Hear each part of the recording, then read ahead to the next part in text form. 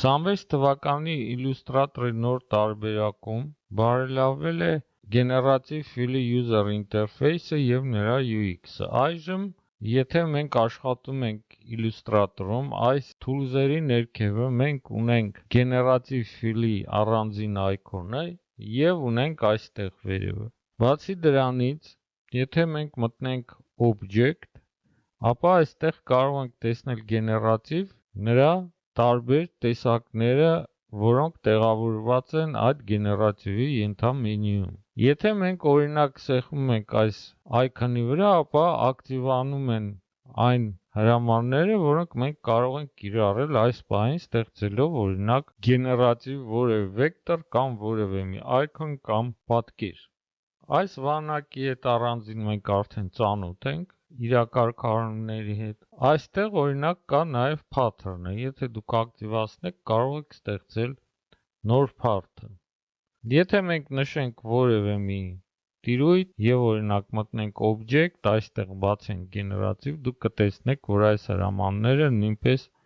կակտիվանան։ Generative Fill-ի հրամանները նաև կարելի է տեսնել Quick Action-ում, որը հեշտացնում է նրանց հետ աշխատելը ինտերֆեյսում և արագ գտնել նրան։ Բացի դրանից, եթե դուք բացեք contextual menu-ն, ապա այստեղ նույնպես կտեսնեք հրամաններ, համապատասխան որին կարող եք կանչել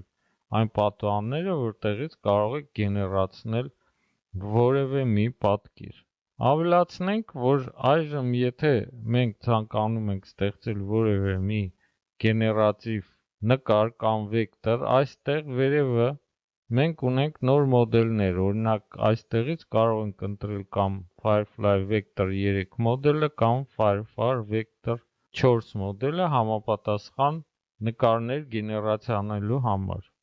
Եվ եթե մենք վերադառնանք մեր home screen-ը, ապա դուք այստեղ կարող եք տեսնել ձեր generation history-ն, այսինքն այն նկարները, որը գեներացրել եք Firefly-ում, այստեղ կարող եք տեսնել favorite-ները, որոնք կարող եք հանել կամ ավելացնել համապատասխան, եւ եթե ցանկանում եք ներբեռնել այս նկարներից որևէ մեկը Illustrator-ի աշխատանքային տիրույթում եւ շարունակել նրա հետ աշխատել։ Այս ինտերֆեյսը հեշտացնում է աշխատանքը Generative Fill-ի հնարավորություններին նրա հրամանները գտնելու Illustrator-ի ինտերֆեյսում։